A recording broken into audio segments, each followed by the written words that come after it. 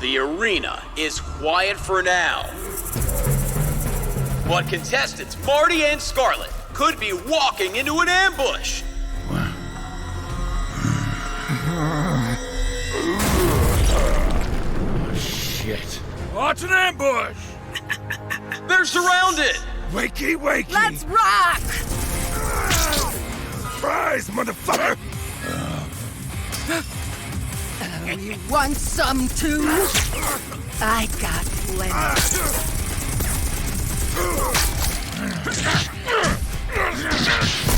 Now that's using your head! Hasta la vista, baby. Baby! And that's no way to treat a lady! It's no rules and no mercy on Homicidal All-Stars! But wait, who's that entering the arena? It's Ulysses, the reigning champion! Let's heat things up.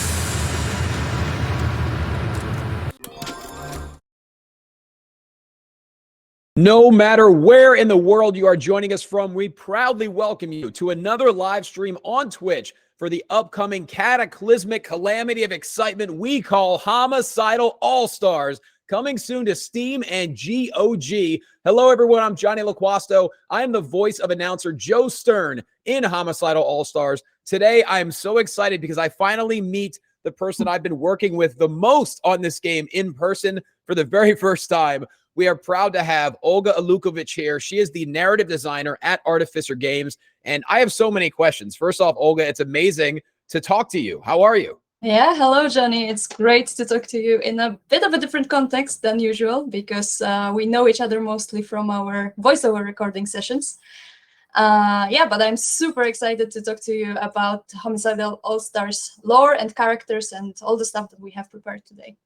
Yeah, first thing before we, really kick off the proceedings here, congratulations to you and the entire team. Every time we do one of these streams, I want to say that because I know this was truly a 3-year process, really, from concept to creation to release. So congratulations to you. I know how hard it was for you to get this out there.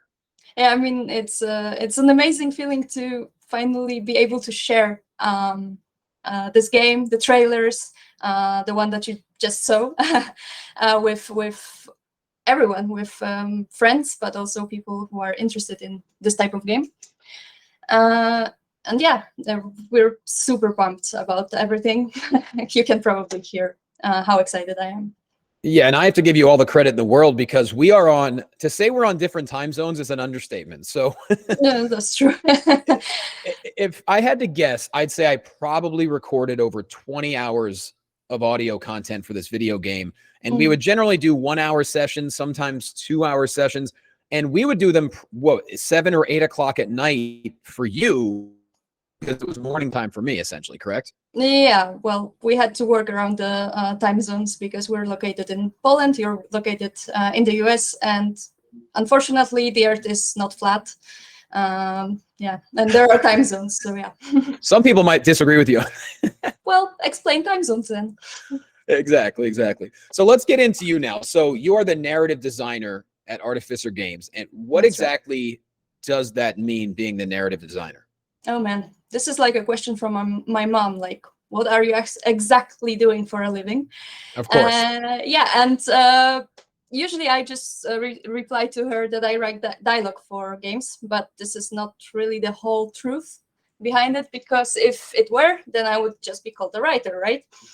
And we do have lead writer Evan Skolnick, who writes most of the dialogue, right? Sure. I do help him, but this is not the main thing.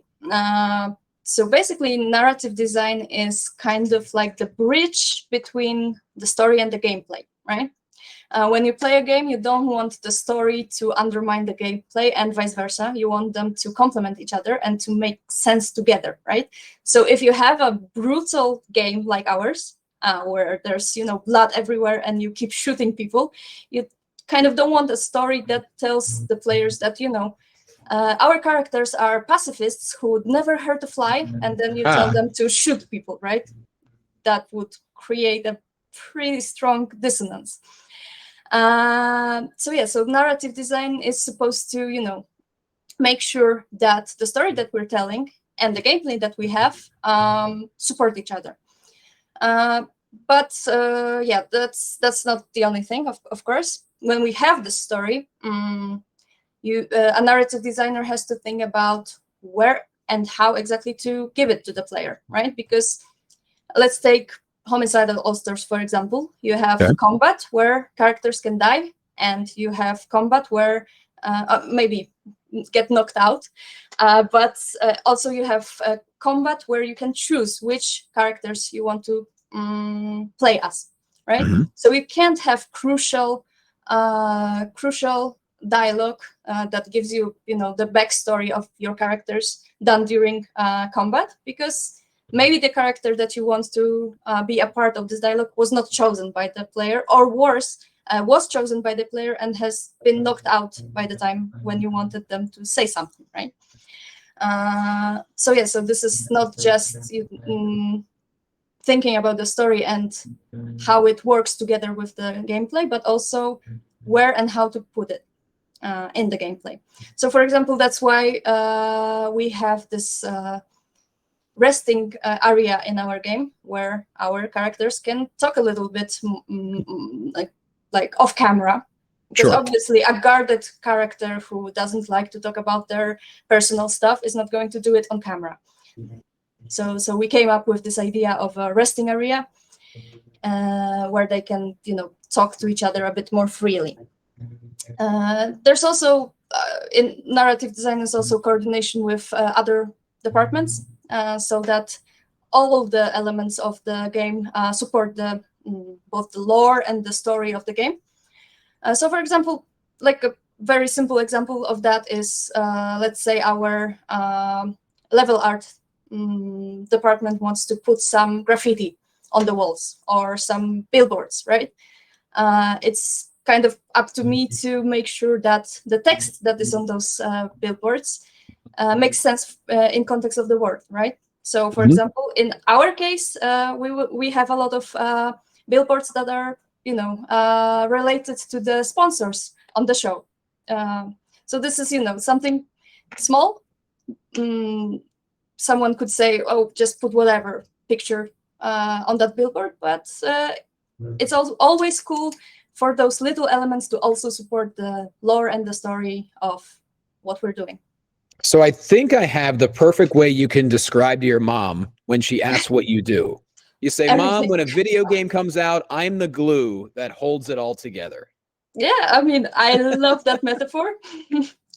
And it makes me feel super important. So because you are important, you tie up any possible loose ends and you tighten up what has to be tightened. Because look, in a video game, we see how complicated, we see how intricate, we see how detailed it is. And one of my favorite things about seeing the gameplay thus far, and I'm just like all the fans and the gamers watching, I have not had a chance to play it yet. I've only seen what you guys have shown me. And there's just a little tiny details, whether it be in the scenery or the environment around you, like, "Oh, check that out. That's pretty cool." Or that's a cool little Easter egg, And so little things like that, I feel like gamers and fans of games like this, that goes a long way in them being appreciative when a game comes out. Yeah, definitely. If you notice an Easter egg during your gameplay, tweet us or whatever. Let us know that you found it, because there are some hidden. Ooh, all right. I'm excited for that one. So we already know what a narrative designer does now, and you explain it perfectly in detail, and that is a very exciting job to have. The process of creating the storyline, obviously, we worked with Evan Skolnick as well, who's amazing. To do it for Homicidal All-Stars, gosh, I can only imagine it takes a number of people, but how do you create the overarching storyline? Because there has to be a major process to that. Yeah, so one thing to say about this project is that it was not always about a brutal TV show. In the very beginning of the development, just when I joined the company, because I joined it a little over 2 years ago, there wasn't the brutal TV element yet.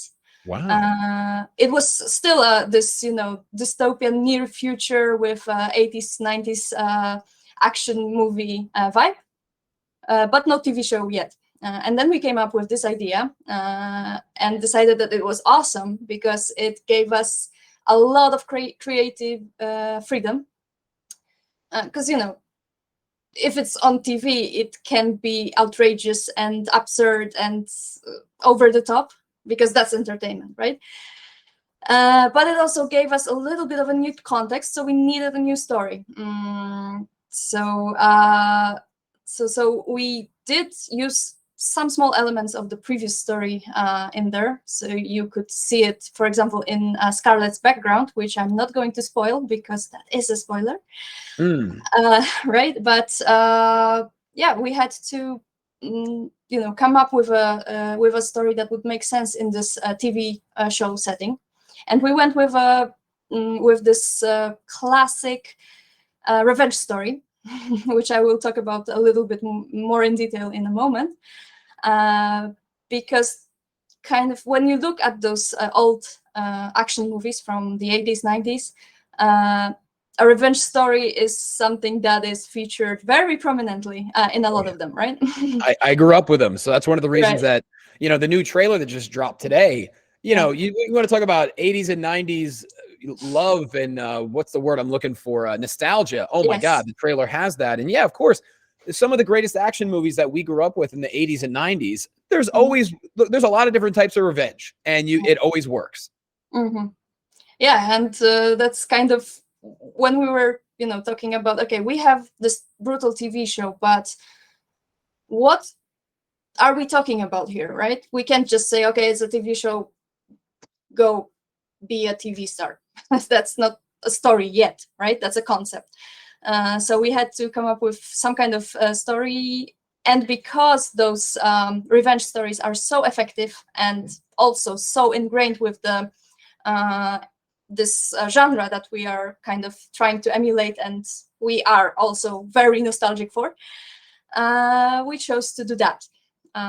And also an interesting note, when we decided on the TV show theme, one of the first elements that was born right then was the announcer, actually, because we were like, okay, we need some stuff to support this theme, right? To make it all look and feel like a TV show. Sure.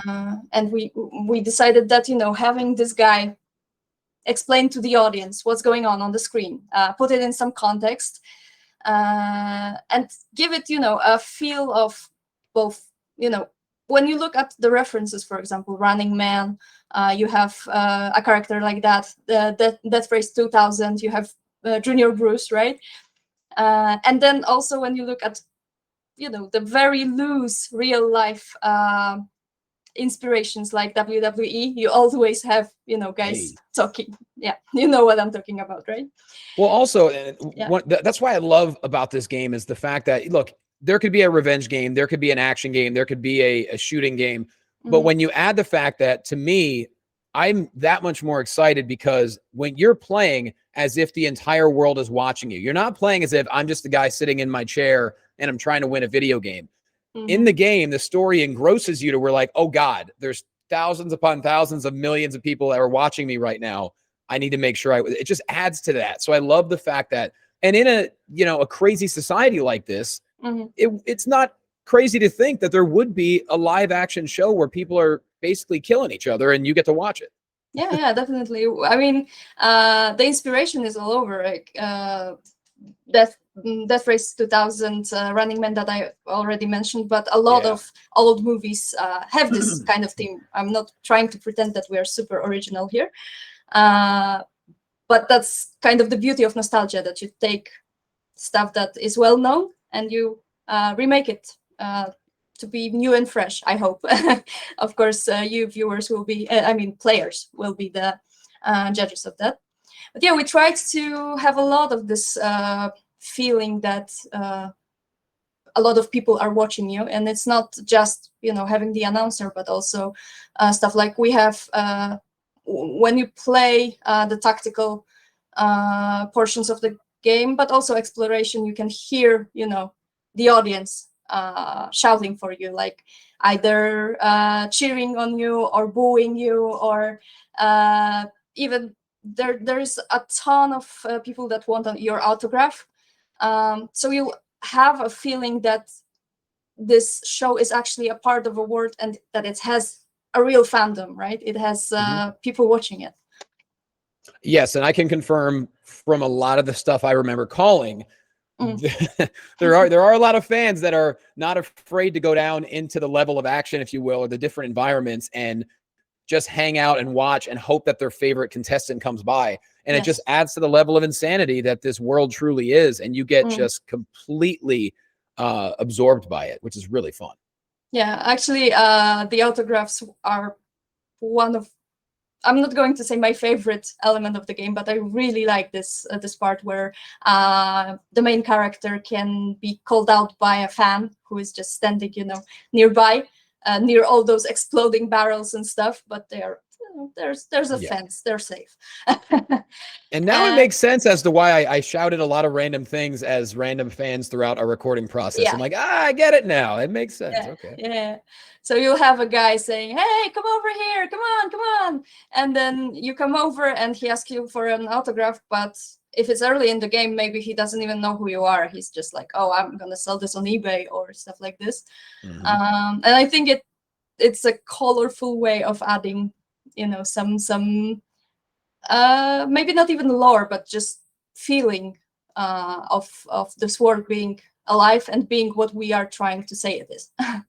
Yes. And so now that we have set the tone for this dystopian dynasty, if you will, this environment, let's get into some of the player characters, because there are 7 to choose from. So do you want to start off with, we'll start off with Scarlet?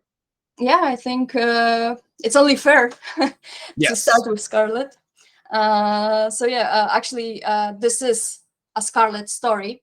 As I said, this is a bit of a classic revenge story, and I don't want to spoil it. I don't want to say too much, but Scarlet definitely has a reason to be on the show, and it's not the money, even though the money is big, but she's not there to win it. She doesn't really care about that. But good luck squeezing the truth out of her, because she's a really guarded person.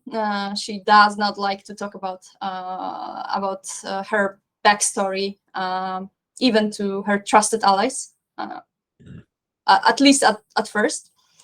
And when it comes to Scarlet, we kind of wanted her to have this Sarah Connor vibe, right? She's a badass. Yeah, she's this determined, capable warrior with a grudge to settle. And she's, as I said, she's very guarded, and she's not very talkative, although sometimes she talks to herself a little bit, as you'll see. And actually, when we worked with Robin Brooke, the voice of Scarlet, we kind of asked her to go for this dead inside vibe. So this is kind of what we were going for. But despite all the... Again, I don't want to say too much, but... No, don't. Despite all the stuff that happens to her in her backstory, she has a good heart. You can see it. You can see it when she even notices the absurdity and the cruelty of the world that she's in, and the TV show that she's in. She is not a fan, definitely. But yeah, and another important note I think to say is that maybe she would like to be a lone wolf, or maybe she doesn't want to have to endanger other people, but in her heart she is a really good leader as well, and she grows to be a good leader to her ragtag team of allies. So you mentioned Sarah Connor. This is a more random reference to 80s kind of revenge movies. Scarlet gives me a little bit of a Legend of Billie Jean vibe, and I don't even know if that's a popular enough movie to reference, but she kind of has that look and a little bit of the attitude. Well, I mean, I think the archetypes are present in a lot of movies, and I've also heard Scarlet being described by some of the people on our team as if Arnold Schwarzenegger and Sylvester Stallone had a baby girl, that would be Scarlet. So you have a lot of different references that you can say, oh, this reminds me of this, and this reminds me of this, and it's all probably going to be in some way correct, because those references are just ingrained into us because they are our childhoods, right? So even sometimes we don't know that we are referencing something because it's just a memory somewhere at the back of our heads, but we do that instinctively, right? And how cool is it for you to have essentially the lead badass, be a woman in a video game like this? Yeah, I'm super happy that we made Scarlet what she is, because I feel like, despite being based on kind of cheesy 80s, 90s action flicks, I don't feel that she's a walking stereotype, right? She's not. Sometimes people, I mean, in the recent years, the phrase strong female character has become a little bit of an insult, because it refers to a very cliche kind of character nowadays, sometimes, I mean. And I think we tried, and I hope that we succeeded to avoiding those cliches with Scarlet, and we made her a really well-rounded, powerful, she's a strong female character, but in a positive sense. No doubt. Now, as we move on from Scarlet, so many more great players to choose from. Let's move on into Marty, which we all saw in the trailer. Whoever did the action figures, by the way, nailed it with Marty. He looks like a professional wrestling villain that I grew up watching. So I love it. Let's get into Marty. Yeah, actually, he's not a villain in our story. So right. Yeah, he's actually a very trusted companion to Scarlet, and unlike her, he's pretty much an open book, right? He does not keep secrets about who he is, what his intentions are, why he's there. And actually, it's pretty interesting why he's there, because he is a returning champion. He has already won the show once before, and he was crazy enough to come back. Like, this doesn't happen on the show because the trauma of surviving this ordeal is probably enough for more than one lifetime, right? But but Marty is just badass, and he's like, well, maybe I have a shot at succeeding for the second time. The fact that he's broke doesn't, hurt.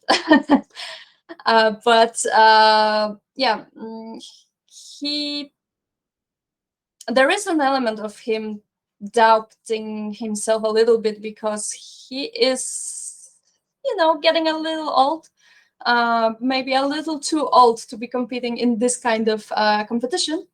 But he thinks that what he lost in agility and maybe flexibility, he more than makes up in experience, because he's been through this before. He knows what to expect, and actually he has a lot of good tips for Scarlet on what to expect and how to avoid some particularly nasty stuff on the show.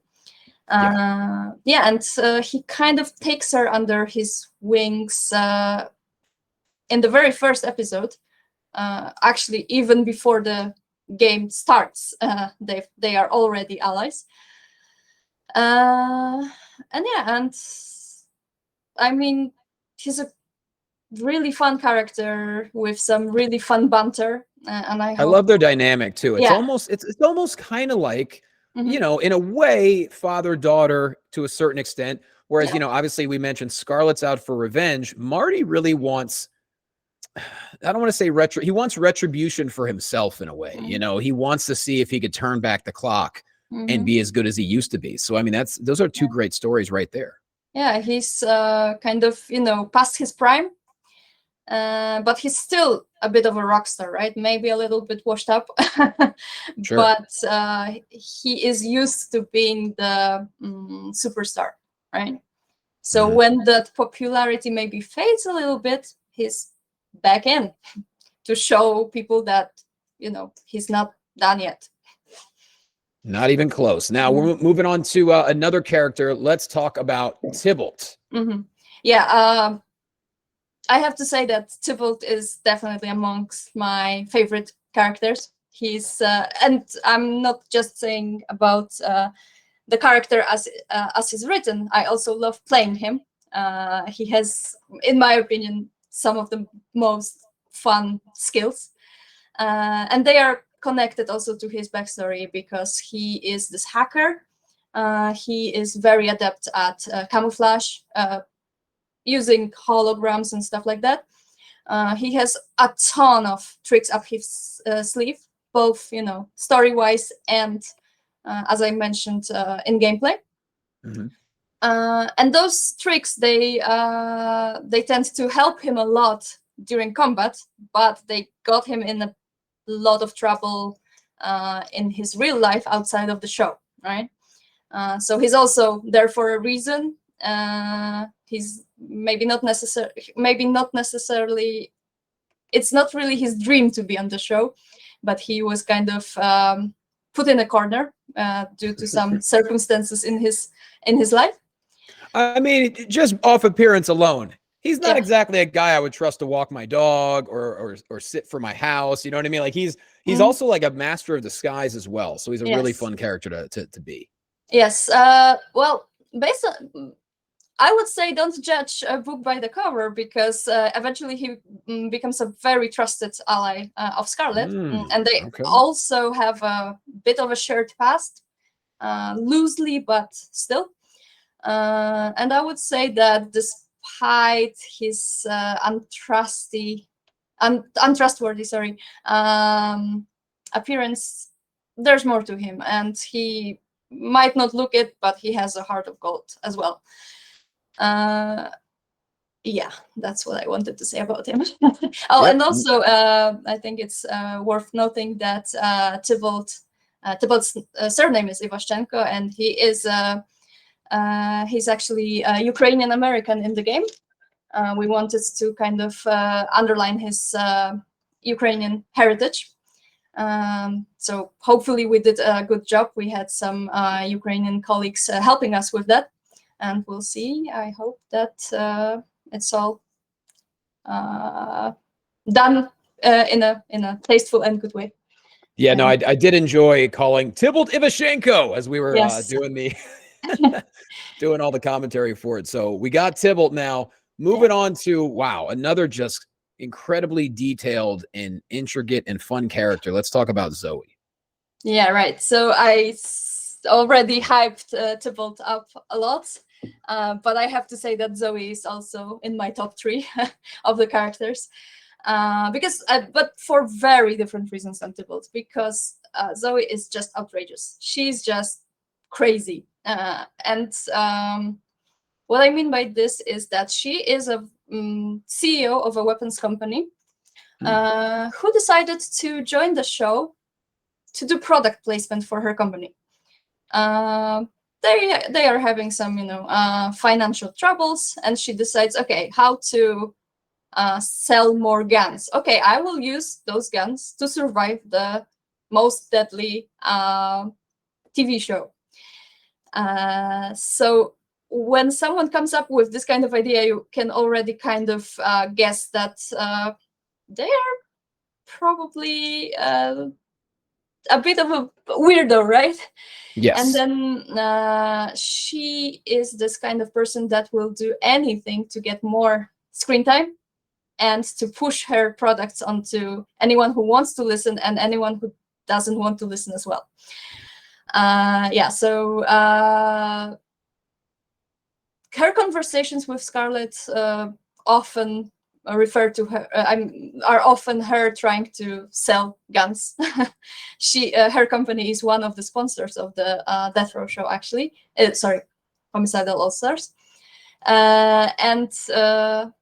She relentlessly promotes her products, and with her big mouth and entrepreneur spirit.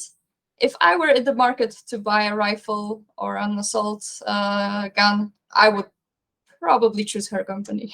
She would probably. I was going to sell say, it. you also have an advantage. You're playing with Zoe. You have an advantage because she's got top-notch equipment. Yeah, exactly. And she can, and you can actually, if you gain enough fame, you can choose her company to be one of your sponsors, actually. So That is so incredibly cool. So we got Zoe. Now we're moving on to wow, you talk about a contrast. Let's go to the Phantom. right. So I said that Scarlet is a bit of a guarded, silent type, right? Well, then if Scarlet is that, then Phantom is that squared. She is a security guard who turned sniper, let's say. And this is pretty much all that she's willing to tell Scarlet about herself for a very long time. Yeah. It's not everything that is there to her. And she also has a bit of a sad story. I think this is a theme with our characters, that most of them have some, issues, sadness in them, and they are not, I mean, who in the right mind would be there because they really want to, right? Of course. Yeah, so I don't want to say too much about her reasons, because this is something for the player to discover during the game. But she is this kind of person who doesn't really trust many people except for Marcus. So I think we can go on to Marcus. There we go. Yeah, perfectly said. We have the Phantom, but now let's move on to another playable character. That would be Marcus. Yes. So actually, Marcus and Phantom, I wouldn't say they have a big backstory together, because their story together started on the show, but they were part of another team, different than the one Scarlet's on. But then they were not, because all of their teammates were dead, right? This is what happens on Homicidal All-Stars. So we meet them when they are kind of scattered and looking for their teammates, some of whom did not survive. But yeah, Marcus is probably right now, when we meet them, the only person that Phantom really trusts. And the reason for that, even though they don't know each other for that long, because they met on the show, and the show does not take, does not run for very long, because usually there are no people left after a while. The reason why she trusts him is that even if you look at his design, you can see that he kind of looks like a knight in shining armor, right? He really does, yeah. Yes, this is the vibe that we were going for, not just when it comes to his design, but also when it comes to his personality. He is a really good guy. He's just a really good guy. And it's not really a secret to say that he's there because he does not have much time to live, and he wants the money to do some good for other people. This is the kind of person he is. And I say this is not much of a spoiler, because he's very open about it. Unlike Phantom, he doesn't feel the need to keep his personal tragedies a secret. Right. And if you like grenades, Marcus might be your player of choice. Yes, but let me say that his skills, well, he does have grenades, yes, napalm and stuff. This is one side of him. He also has a lot of supportive abilities, like healing, creating cover, different types of cover, because he can smoke the area, or he can create physical cover, portable, let's say. So this aspect of him being a knight in shining armor who helps people, and you can always count on him. This is also something that you will see in his abilities and in the way he plays in combat. Love it. Well, we got one more, right now to talk about, and this guy, whoo. Well, yeah, Let's get into guy is a big word for him, I would say. Yes. because the warden is actually not a person. He's not really a contestant.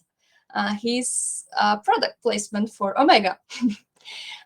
So basically, the story is that Omega Corporation, who is responsible for this TV show that you're playing in, Homicidal All-Stars, they are this huge corporation that is not just a media mogul, but they produce pretty much everything, right? They pretty much own the economy in the future. They are this monopolist that does a lot of stuff. I mean, there are other small companies, small compared to them, but they are, I don't want to use real life examples so that I don't get sued for saying company X is evil, but you probably know what I mean, right? Which one I mean. Yeah, there's plenty of them out there. We get it. Yeah. So apart from creating bloody entertainment for the masses, they also produce weapons. Hey, what a coincidence, right? But they don't just dabble in some small time guns and assault rifles. Yeah, that's too small for them. They produce combat mechs, and the Warden is a combat mech. And basically, they allow the challengers to try and win the Warden through the challenges that they partake in. And then you can, if you win the Warden, you can use him as an ally during combat. But we all know that Omega is not doing this out of the goodness of their hearts to help our challengers survive. They are doing this to show off the capabilities of their new weapon model, right? So yeah, so that's what I mean when I say that Warden is not a person; he's product placement. Product placement, and basically he has a very specific role in the game. And speaking of specific, you mentioned Omega. Let's get into Orion Ford, Ulysses. Omega Corp is basically the driving force behind this TV show that you are trying to survive in, as we see this incredible animation right here.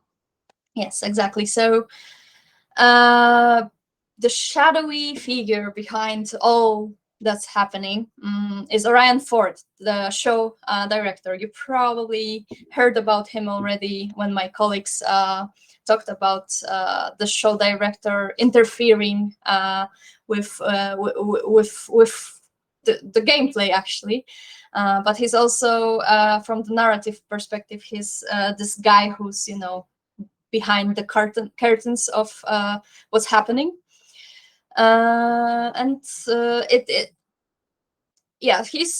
a very high executive within the Omega Corporation. I wouldn't say that he's the top executive because there are people above him. But when it comes to the show, he is probably the top dog, right? And he pulls all the strings, he prepares the challenges, he messes with the challenges, and it's his job to make sure that the ratings are as high as possible. And that means that he's not there to care about the competition being fair. He's there to care about the competition being exciting for the audience, right?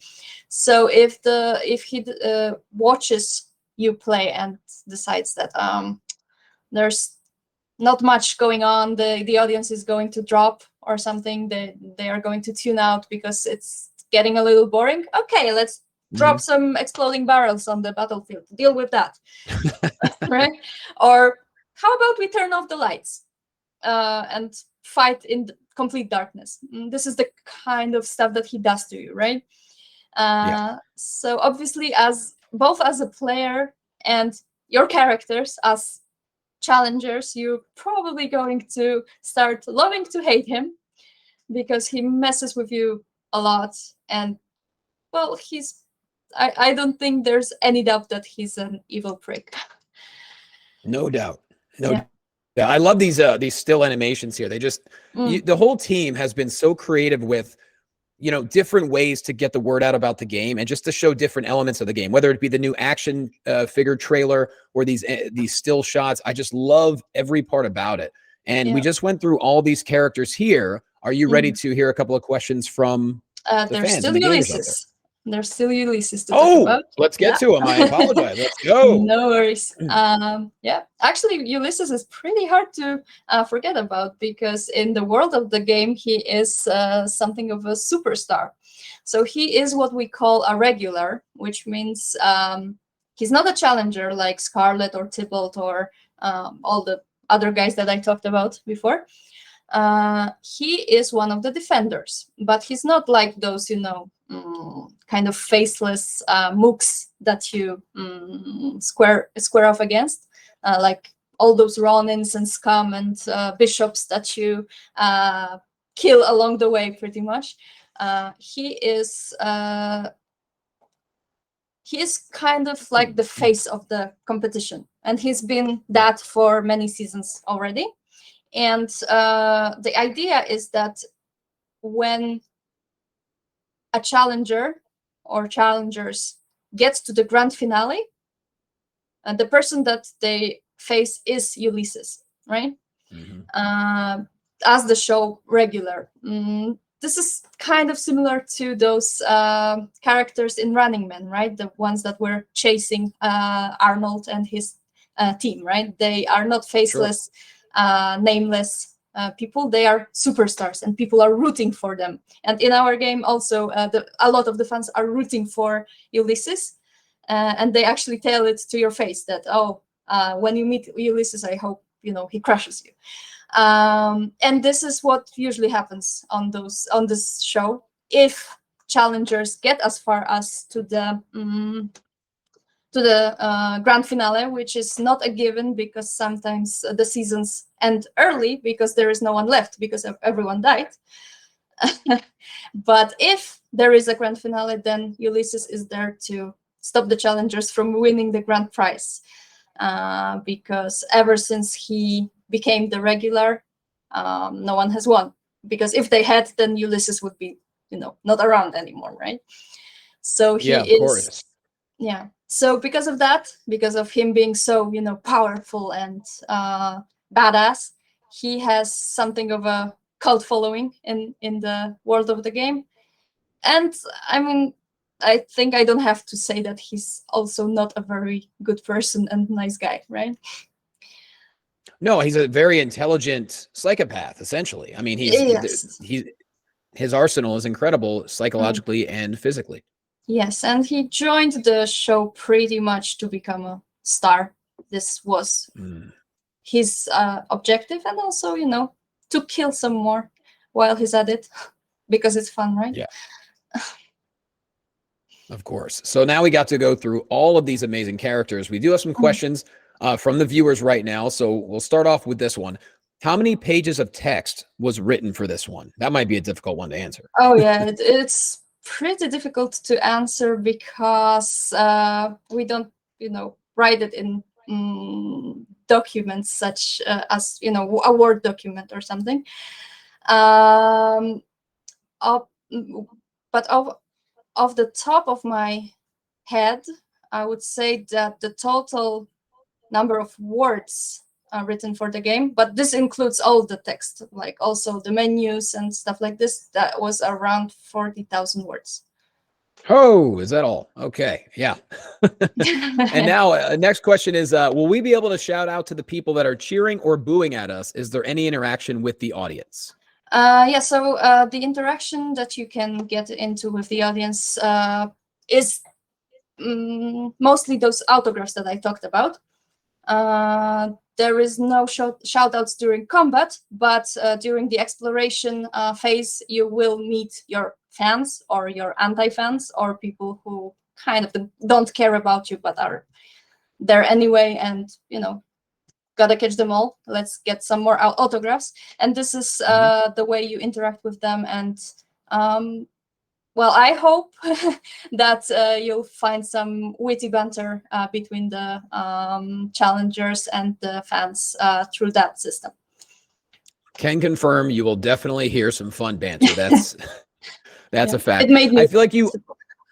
Yes, I feel like you already answered this one in pretty good detail. But will there be a storyline for each of the playable characters? So as I said, this is a Scarlet Martio story.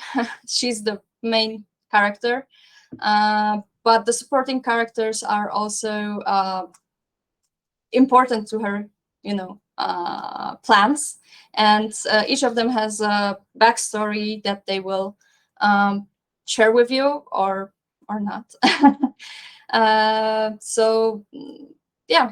Each of them has some kind of story that you have to discover throughout the gameplay, but make no mistake, this is a Scarlet Martio story. There you go. Do we get extra points for signing a sponsorship deal with Zoe's company? All right, so the sponsorship deals, this kind of ties into what I said about the autographs, because for signing autographs, you gain fame, and you also gain this kind of reputation, or we internally we're calling those personality points, right? So you can be an asshole when you interact with your fans and be just rude to them. You can be funny and make some, quips. You can be nice and just, say, "Oh, thank you for your support." Then depending on those on the personality that you kind of invest in, and also the amount of fame that you gain. You gain fame through autographs, but also other stuff like doing some exciting combos in combat, for example. Then when you reach a certain threshold, you can choose from different sponsors, right? And depending on which sponsor you choose, you get different boons, right? So each of the sponsors, like one of them maybe gives you extra experience so that you can train your skills faster. Another will give you a really special gun that is, one of the kind and the best in the game. Another one will give you some grenades, which are pretty expensive and pretty awesome if you throw them at the right spot. So each of the sponsors comes with a different benefit, and the same goes for Zoe's company. Perfect. This next, not really so much a question, it's more of a comment. Whoever came up with that showrunner, he's talking about Orion Ford, surely once had a very vindictive game master and had to vent. Or maybe she was one. Hey. Because, no, I mean, obviously, I don't want to take full credit for the announcer because it was a collaborative idea. I am a very vindictive game master, so maybe I put a little bit of myself into the guy. Dun, dun, dun. All right. I love this comment here. I'm probably being a Captain Obvious, but Tibbles' design looks inspired by 1996's Romeo and Juliet. Am I guessing correctly? Ding, ding, ding, ding, ding. You win nothing, but good job. Wow. Yes, definitely. Wow. And I have to say that our creative director loves that movie. Well, there you go. They did a great job with Tibbles. He's one of my favorite looks of the game, no doubt about that. Yes, speaking of super stylish, right? Yes, and we just mentioned Orion Ford. Will the CEO fight or have a banter with Omega Company's bot? Will the CEO, do we mean Orion Ford or do we mean He's Zoe? talking about Orion Ford. Yeah, will Orion Ford fight? I'm assuming he means Orion Ford. Will he fight or have a banter with the Omega Company bot, which I believe he's talking about Warden, perhaps? Yes, I don't think I want to answer this question because you have to find out. I love it.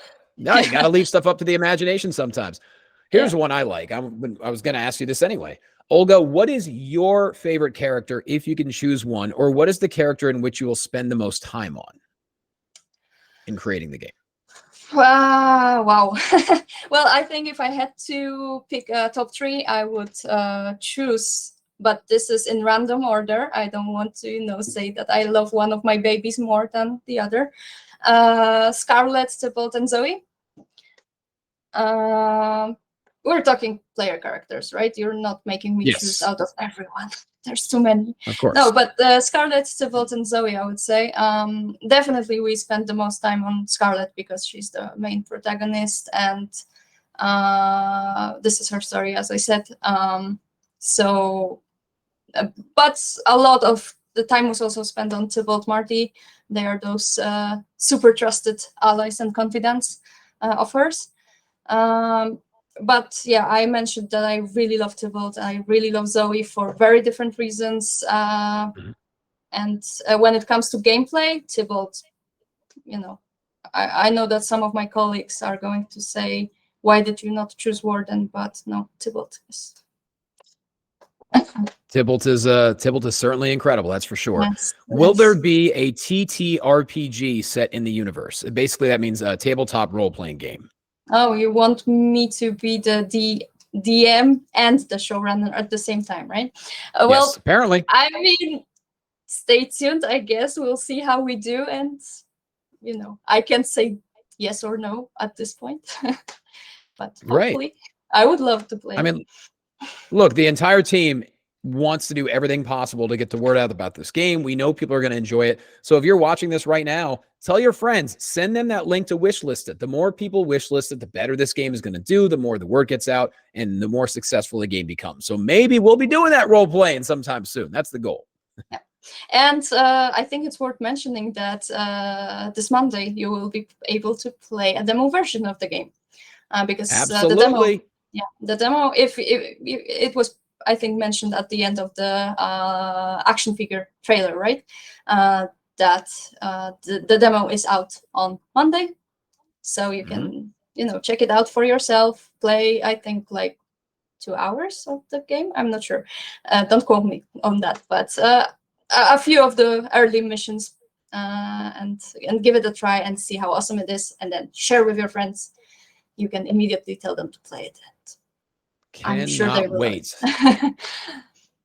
This one, it says, apologies if this was answered or explained in the stream. Can Scarlet's relationships with certain characters develop differently in different playthroughs, i.e. answered A instead of B, and now that character does something else later in the game and we no longer get along? Or is it more of a linear progression? It is a linear progression, for sure. And I think Jan Rawski talked about it during his live stream about the design of the game in general, not just narrative design. We wanted to focus on one perfect playthrough, and instead of really thinking about replayability and different paths and blah blah blah, and giving you a mediocre first playthrough, but hey, if you play it for the second or third time, it's gonna be awesome.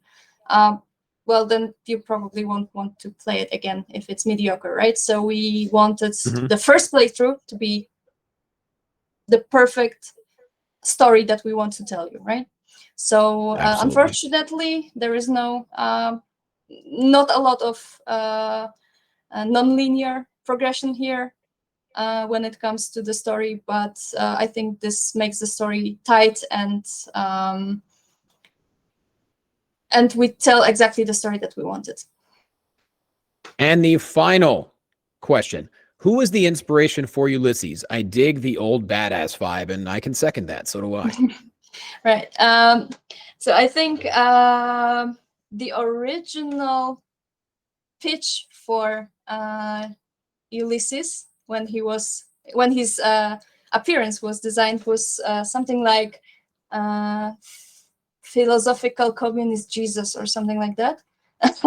If I remember correctly, that wasn't my pitch, but I've read it in some of the documents, the older documents, because he was one of the early characters that were designed even before the TV show was around. So yeah, this is the vibe that he was designed. This is what we had in mind when he was designed. His role changed a little bit because of the TV show vibe, but he's still this, badass, cruel borderline. No, I don't think borderline is necessary here. A sociopathic murderer who just, you know, you'd love to hate, and or maybe you even hate to hate, because he's really bad. Mhm. He's really bad, and yeah, you'll see. You'll see. I'm sure you will hate him.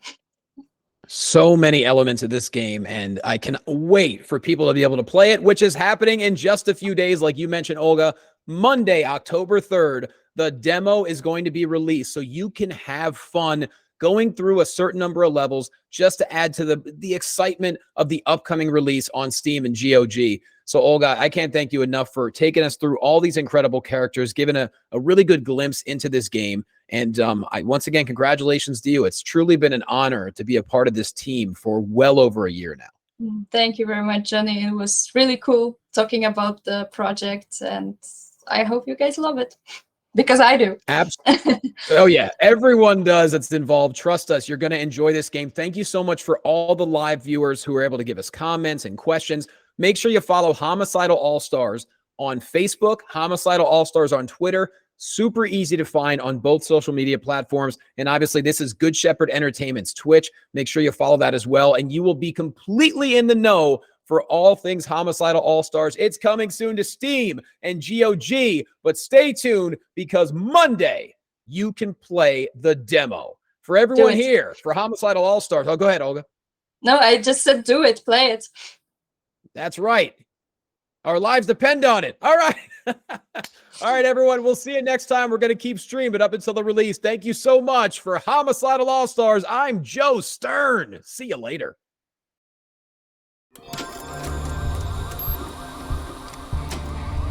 The arena is quiet for now. But contestants Marty and Scarlet could be walking into an ambush.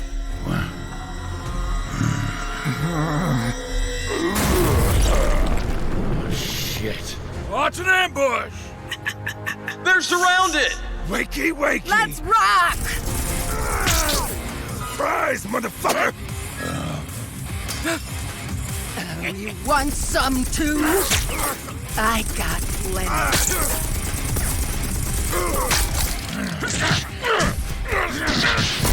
Now that's using your head. Hasta la vista, baby. Baby. And that's no way to treat a lady. It's no rules and no mercy on Homicidal All-Stars. But wait, who's that entering the arena? It's Ulysses, the reigning champion! Let's heat things up.